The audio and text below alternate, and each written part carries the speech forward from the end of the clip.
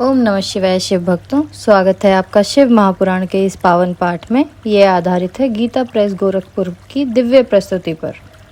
हम पढ़ रहे हैं श्री विद्येश्वर संहिता। आज का पाठ है भगवान शिव के लिंग एवं साकार विग्रह की पूजा के रहस्य तथा महत्व का वर्णन।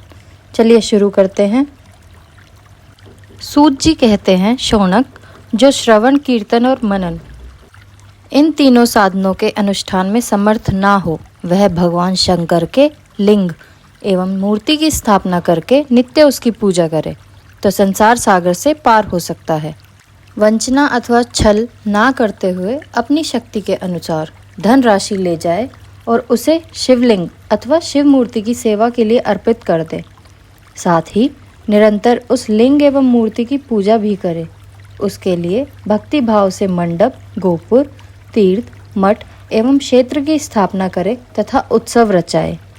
वस्त्र, गंध, पुष्प, धूप, दीप और पुआ और शाक आदि व्यंजनों से युक्त भांति भांति के भक्ष्य भोजन अन्न नैवेद्य के रूप में समर्पित करे। छत्र, ध्वजा, व्यंजन, चामर तथा अन्य अंगों सहित राजोपचार की भांति सब सामान भगवान शिव के लिंग एवं मूर्ति को चढ़ाए। प्रदक्षिणा, नमस्कार तथा यथाशक्ति जप करे। आवाहन से लेकर विसर्जन तक सारा कार्य प्रतिदिन भक्ति भाव से संपन्न करे।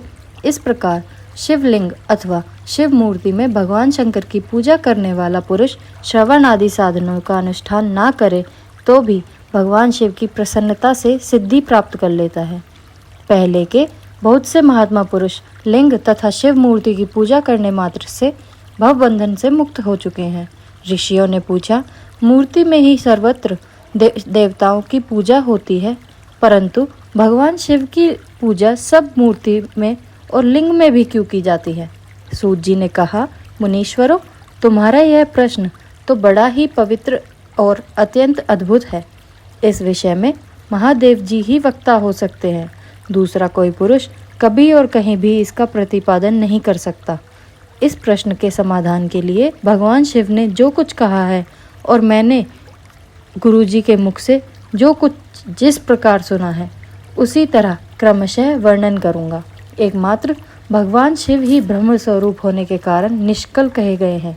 रूपवान होने के कारण उन्हें सकल भी कहा गया है, इसीलिए वे सकल और निष्कल दोनों हैं। शिव के निष्कल निराकार होने के कारण ही उनकी पूजा का आधारभूत लिंग भी निराकार ही प्राप्त हुआ है, अर्थात शिवलिंग शिव के निराकार स्वरूप का प्रतीक है। इसी तरह शिव के सकल या साकार होने के कारण उनकी पूजा का आधारभूत विग्रह साकार प्राप्त होता है, अर्थात शिव का साकार विग्रह ही उनके साकार स्वरूप का प्रतीत होता है। सकल और अकल रूप होने से ही वे ब्रह्म शब्द से कहे जाने वाले परमात्मा हैं। यही कारण है कि सब लोग लिंग और मूर्ति दोनों में ही सदा भगवान शिव की पूजा करते हैं। शिव से भिन्न जो दूसरे देवता हैं वे साक्षात ब्रह्म नहीं हैं, इसीलिए कहीं भी उनके लिए निराकार लिंग नहीं उपलब्ध होता। पूर्व काल में बुद्धिमान ब्रह्मपुत्र सनत कुमार मुनि ने मंदराचल पर्वत पर नंदिकेश्वर से इसी प्रकार का प्रश्न किया था। सनत कुमार बोले, भगवान शिव से भिन्न जो देवता हैं उन सब की पूजा के लिए सर्वत्र प्राय मूर्ति ही मात्र काफ़ी होती है और उसी के बारे में सुना जाता है। केवल भगवान शिव की ही पूजा में लिंग और वेर दोनों का उपयोग देखने में आता है। अतः कल्याण में नंदिकेश्वर इस विषय में जो तत्व की बात हो उसे मुझे इस प्रकार बताइए जिससे अच्छी तरह समझ में आ जाए। नंदिकेश्वर ने कहा, निष्पाप ब्रह्म कुमार, आपके इस प्रश्न का हम जैसे लोगों के द्वारा कोई उत्तर नहीं दिया जा सकता, क्योंकि यह गोपनीय विषय है और लिंग साक्षात ब्रह्म का प्रतीक है। तथापि आप शिव भक्त हैं, इसलिए इस विषय में भगवान शिव ने जो कुछ बताया है उसे ही आपके समक्ष कहता हूँ। भगवान शिव ब्रह्म स्वरूप और निष्कल हैं, इसलिए उन्हीं की पूजा में निष्कल लिंग का उपयोग होता है। संपूर्ण वेदों का यही मत है।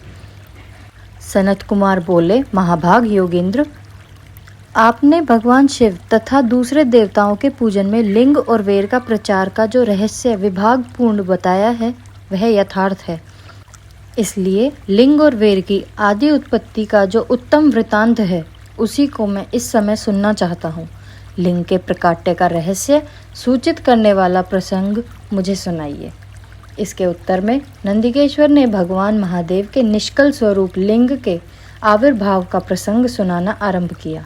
उन्होंने ब्रह्मा और विष्णु के विवाद, देवताओं की व्याकुलता एवं चिंता, देवताओं का दिव्य कैलाश शिखर पर गमन, उनके द्वारा चंद्रशेखर महादेव का स्तवन, देवताओं से प्रेरित हुए महादेव जी का ब्रह्मा और विष्णु के विवाद स्थल में आगमन तथा दोनों के बीच में निष्कल आदि अंतरहित भीषण अग्नि स्तंभ के रूप में उनका आविर्भाव आदि प्रसंगों की कथा कही। तदंतर श्री ब्रह्मा और विष्णु दोनों के द्वारा उस ज्योतिर्मय स्तंभ की ऊंचाई और गहराई की चाह की चेष्टा एवं केतकी पुष्प के शाप वरदान आदि के प्रसंग भी सुनाए। ये अध्याय हमारा यहीं समाप्त होता है। कल हम पढ़ेंगे महेश्वर का ब्रह्मा और विष्णु को अपने निष्कल और स्वकल स्वरूप का परिचय देते हुए लिंग पूजन का महत्व बताना। ये पाठ हमने गीता प्रेस गोरखपुर की सुंदर प्रस्तुति से लिया है। अगर आपको वीडियो पसंद आया हो तो लाइक ज़रूर करें, कमेंट में अपने विचार बताएं और चैनल को सब्सक्राइब करना ना भूलें।